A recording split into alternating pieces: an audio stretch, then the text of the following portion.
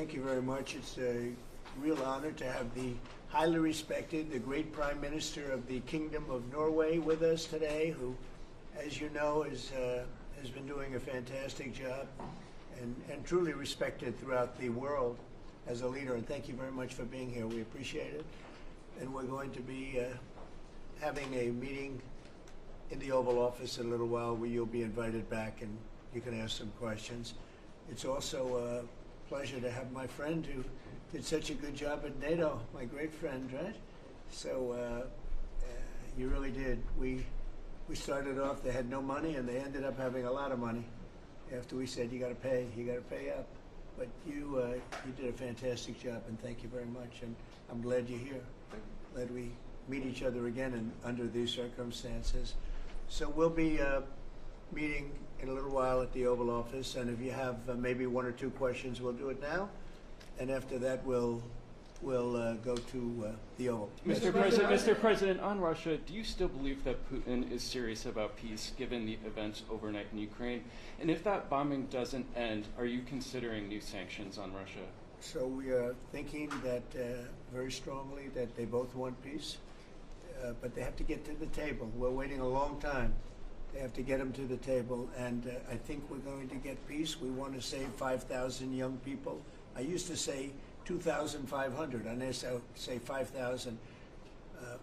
We have, Mr. Prime Minister, we have about 5,000 young people a week that are dying in that ridiculous war. And, you know, I started out because I didn't like all the money that we were paying, and then I realized how many people were dying. And that's by far the more important element right now. I'm saying we can save thousands of people. And I don't like that it takes long at all, but I think they both want to make peace. I do believe so. There's a lot of hatred there. There's a lot of very bad blood, a lot of disgust. But I think I hope we're going to get there for the sake of a lot of young people that are dying. Mr. President, do you have a deadline for when the party? I have my own deadline. I have my own deadline, and we want it to be fast. And the Prime Minister is helping us. He wants it to be fast too. And I think everybody in this, you know, at this time in NATO, they want to see this thing happen. So we have a deadline, and after that, we're going to have a very much different attitude. But I think that has a very good chance of getting done.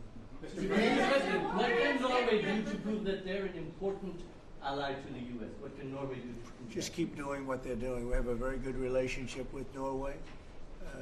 Great leader, great people. I know many of the people in Norway, and it's truly it's an incredible country. So all they have to do is keep doing what they're doing, I think, is probably the best answer I can give. Yes. As we pointed out, the former Secretary General of NATO is here, Mr. Yes. Stoltenberg. How important is the NATO defense alliance, Mr. President? Is it sacrosanct from your perspective? Well, it's a very interesting question. It's certainly very important for Europe, and I think without us it wouldn't be as nearly as powerful.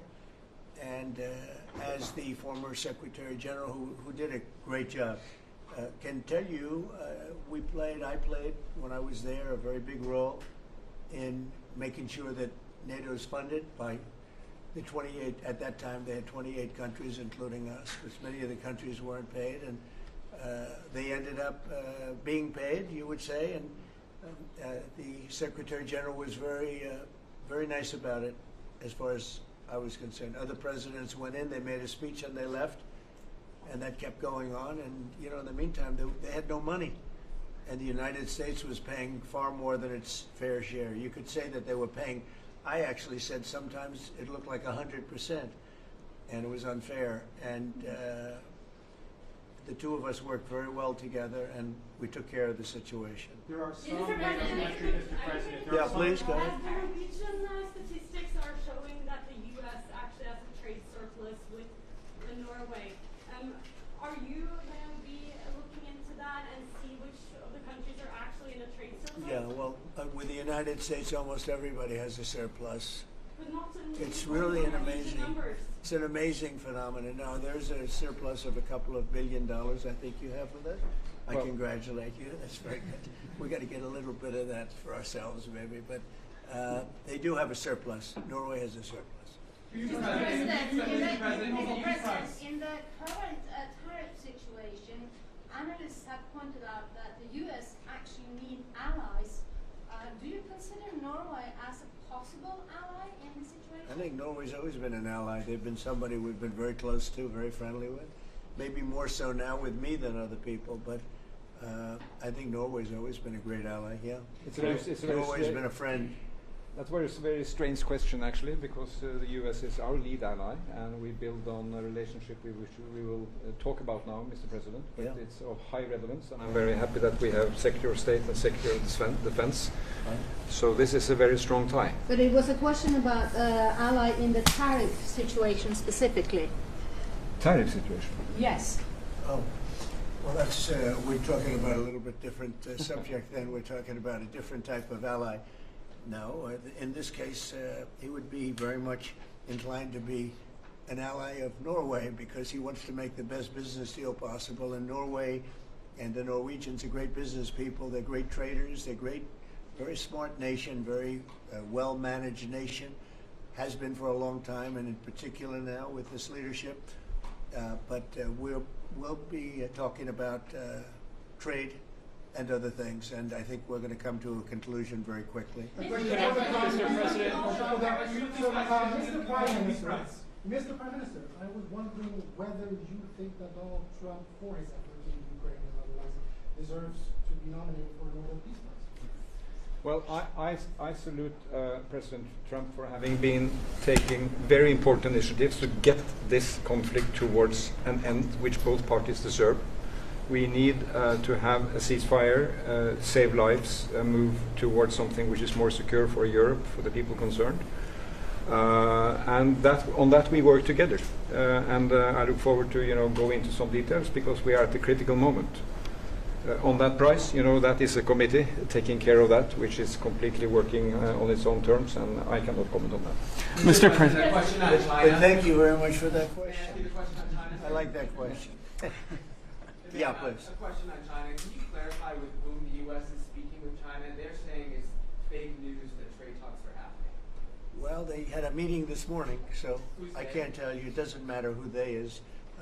We may reveal it later, but they had meetings this morning, and we've been meeting with China.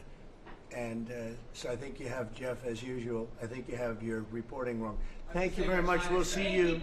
We'll see you inside. Thank you. Thank you, President. Thank you. Everybody else. Thank you. Thank you. Keep moving, everybody. Keep moving. Thank you. You're out. Thank you. I would go. We'll all go together to Norway. Oh, yeah. I want to go skiing. I love Norway. I love Norway. Why? Beautiful.